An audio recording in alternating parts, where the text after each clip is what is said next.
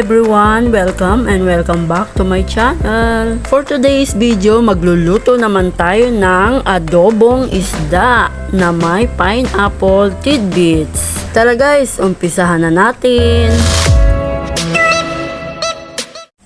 Meron po tayong 8 pirasong galunggong na isda dito na linis, na asinan ko na rin po ito at ituprito po natin hanggang sa maluto and then iset aside. At ngayon naman po, maghiwa lang po tayo ng ating mga sangkap.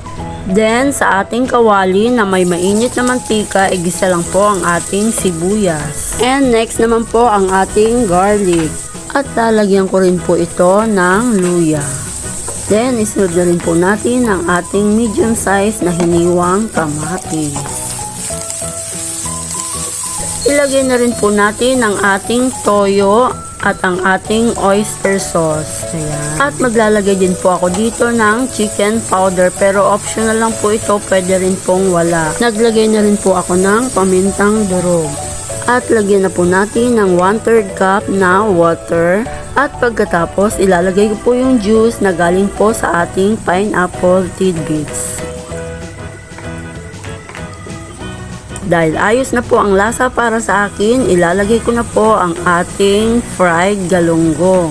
At mamayang konti, babalik rin naman po natin ang ating isda para po manuot naman po sa kabilang side ang mga pangpalasa. And after a few minutes, pwede na po nating ilagay ang ating pineapple tidbits. Ayan, ikalat lang po natin sa ibabaw ng ating isda. Ganito ko lang po kabilis at kasimple niluto ang aking adobong galunggong na may pinya. At naglagay din po ako ng 1 pirasong in-slice na sili.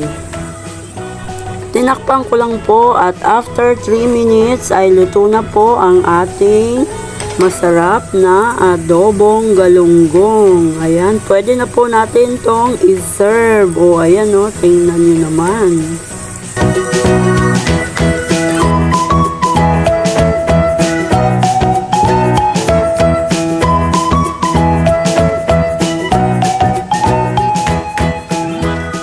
Wala nang patumpik-tumpik pa. Tara guys, tikman na natin ang ating masarap na ulam.